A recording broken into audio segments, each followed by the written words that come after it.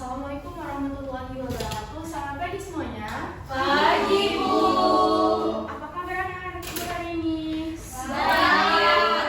Alhamdulillah, mudah-mudahan kita semua dalam keadaan sehat dan terus semangat untuk belajar. Oke, sebelum kita memulai pembelajaran kita pada pagi hari ini, Ibu mau ketua kelas untuk memimpin doanya terlebih dahulu. Kepada ketua kelas dipersilakan. Sebelum mulai pelajaran, mari kita berdoa dimulai. Berdoa selesai. Oke, terima kasih ya ketua kelas. Oh ya, untuk sekretaris, apakah hari ini teman-temannya hadir semua? Untuk anak-anak ibu mau coba kalian lihat ke sekeliling kalian. Apabila ada sampah, boleh diambil, disimpan, lalu dibuang setelah selesai pembelajaran. Bersih, Bu. Bersih. Oh iya, ibu mau bertanya kepada kalian.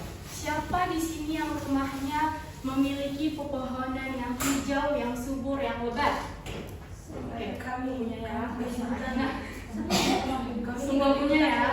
Oke, sekarang ibu mau bertanya, bagaimana perasaan kalian jika kalian sedang berada di halaman rumah tetapi cuacanya lagi panas, kalian duduk di bawah pepohonan tersebut? Apa yang kalian rasakan?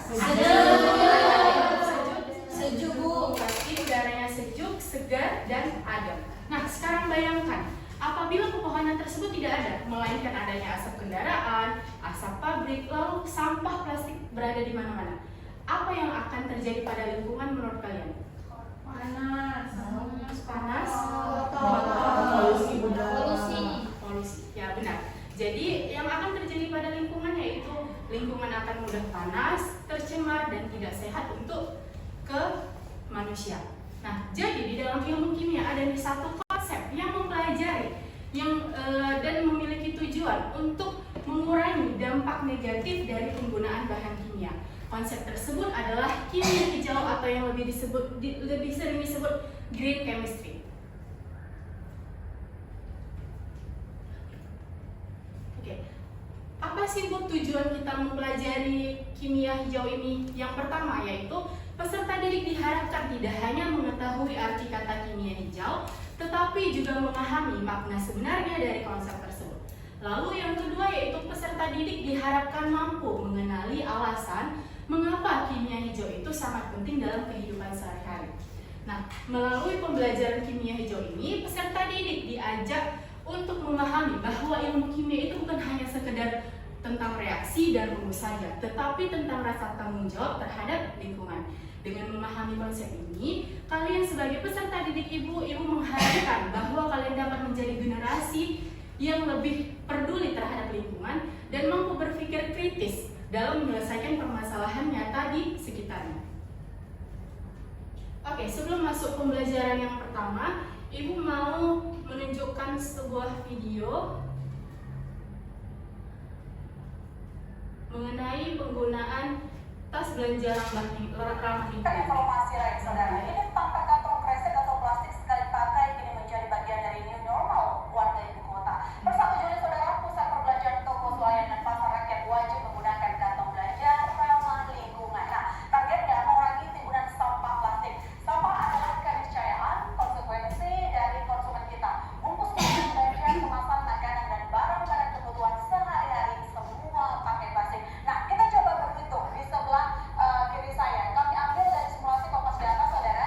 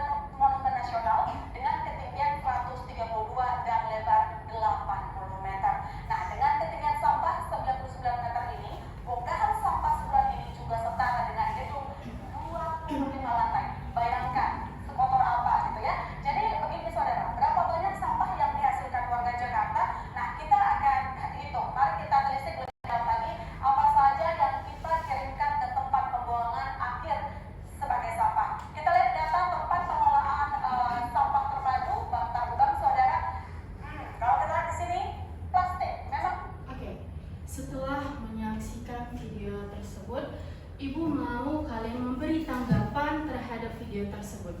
Ada yang mau memberi tanggapan? Ya, boleh Bunda.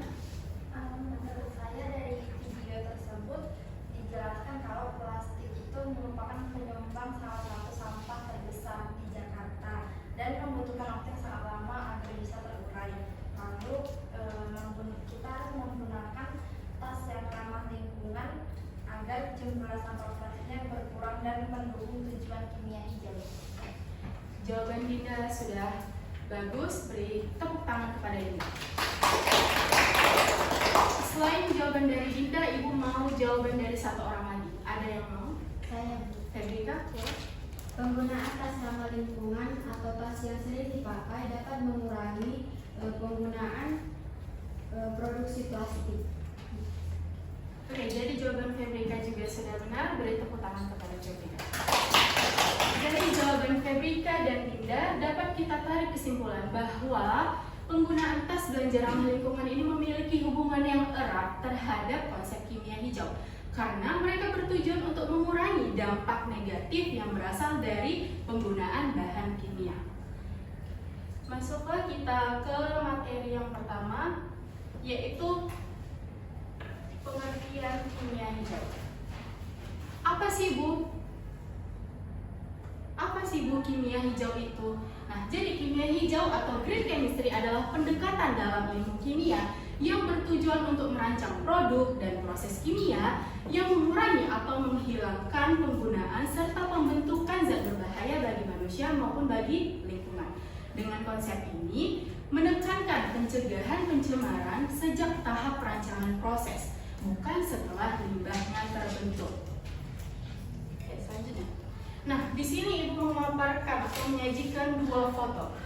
Ada yang tahu mereka siapa atau ada yang mau minjam mereka ini siapa? Ya, bisa. Untuk gambar yang pertama itu merupakan ilmuwan kimia, Bu. Oh, ilmuwan kimia. Ada yang lain jawabannya? Ya, Tessa? Itu ilmuwan pencetus kimia hijau ya? Ya, benar.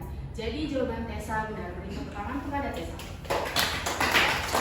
Jadi mereka adalah ilmuwan kimia yang mencetuskan konsep kimia hijau. Mereka adalah Paul Anastas dan John C. Warner. Mereka mencetuskan kimia hijau ini pada tahun 1990-an. Mereka mencetuskan kimia hijau ini dikarenakan banyaknya dampak negatif pada lingkungan yang disebabkan oleh industri kimia atau pabrik-pabrik industri kimia. Oke, selanjutnya. Lalu apa sih Bu latar belakang munculnya kimia hijau ini?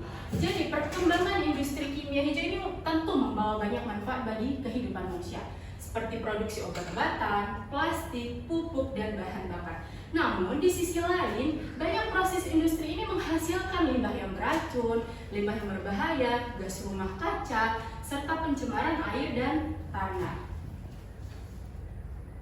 Oke, di sini Ibu ada juga memaparkan dua gambar. Beberapa dampak negatif yang mendorong lahirnya konsep kimia hijau, antara lain. Yang pertama yaitu peningkatan emisi gas CO2 yang berkontribusi pada pemanasan global. Dapat kita lihat bahwa sinar matahari masuk ke dalam bumi. Lalu sebagian sinar matahari diserap oleh permukaan bumi. Sebagian lagi dipantulkan kembali ke atmosfer. Nah, dikarenakan adanya gas rumah kaca seperti CO2 menyebabkan panas yang dipantulkan itu terperangkap di atmosfer bumi, sehingga suhu bumi menjadi meningkat.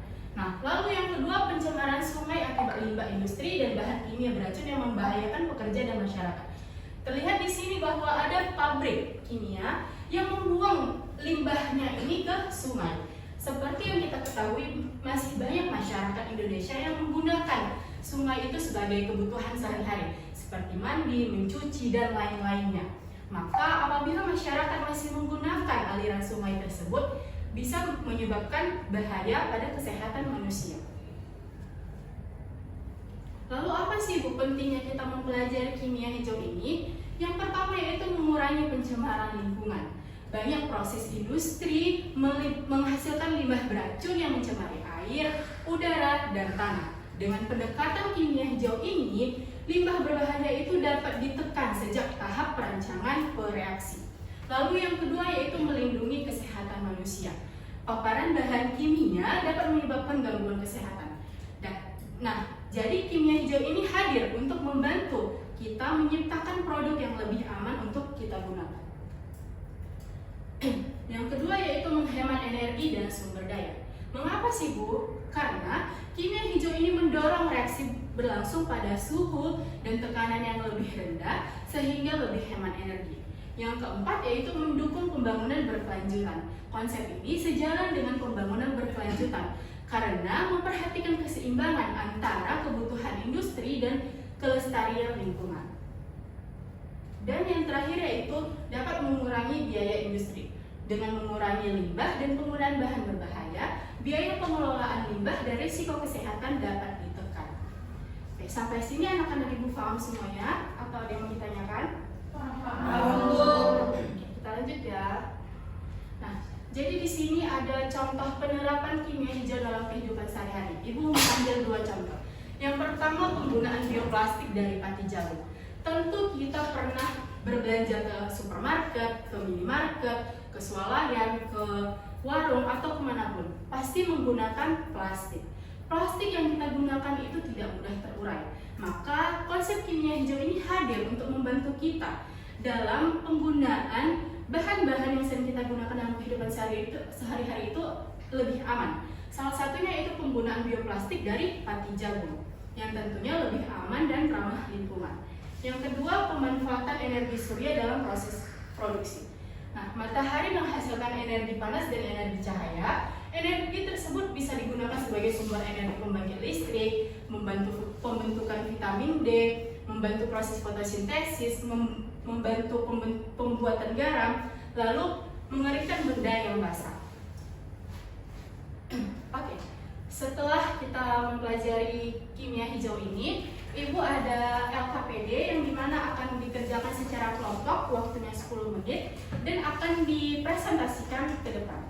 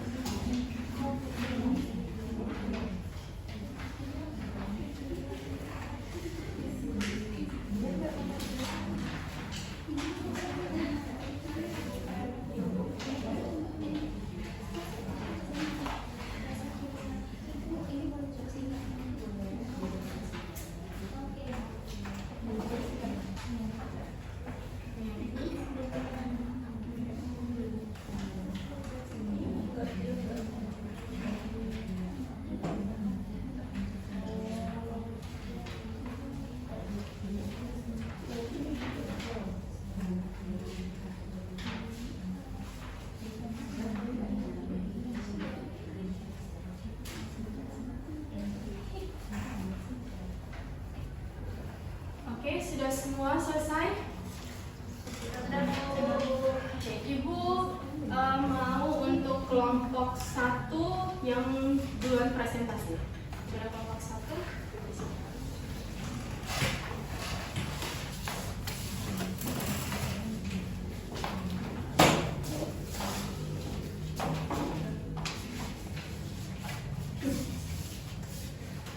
Selamat pagi semuanya. Pagi. Kami dari kelompok 1 akan presentasikan hasil diskusi kami. Untuk pertanyaan pertama akan dijawab oleh Febri. Jawaban yang pertama, kejadian yang ada di soal itu termasuk proses atau reaksi kimia yang hasil tersebut terjadi karena adanya pelepasan zat kimia. Baik, untuk pertanyaan yang kedua, apa yang dimaksud dengan kimia hijau dan apa pentingnya bagi kehidupan? Nah, kimia hijau adalah proses kimia yang bertujuan untuk merancang produk dan proses kimia mengurangi atau menghilangkan penggunaan serta pembentukan zat yang berbahaya bagi manusia. Untuk pertanyaan ketiga akan dijawab oleh Emily. Oke, pada grafik menunjukkan peningkatan produksi plastik di dunia terus meningkat dari tahun 1990 sampai 2020. Peningkatan ini sangat signifikan terutama di tahun 2020 dan itu menunjukkan bahwa penggunaan plastik semakin tinggi dalam berbagai sektor kehidupan. Baik, dari jawaban kelompok 1, untuk kelompok lain apakah ada yang berbeda jawabannya atau sama? Sama. Sama ya. Beri tepuk tangan kepada kelompok 1. Terima kasih ya kelompok 1. Boleh duduk. Oke.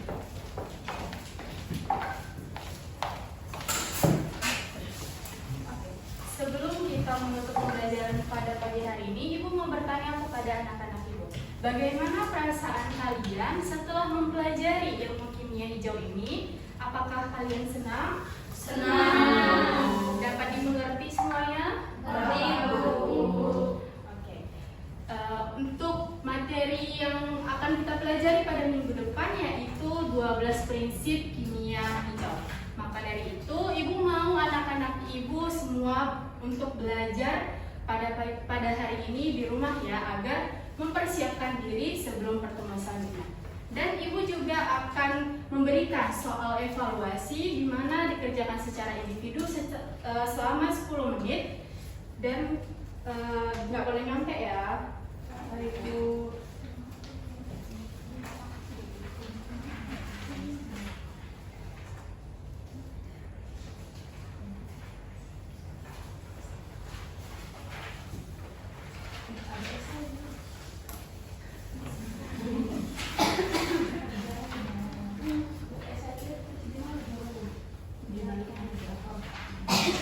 Ibu, ini harus jawab ya. ya boleh.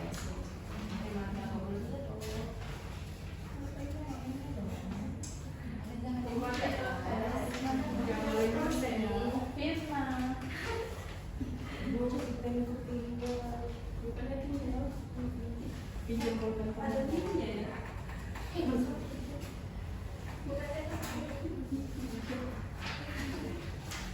Oke, sudah semuanya? Sudah, Bu. Soalnya di buku tadi ya. Terima kasih, Bu.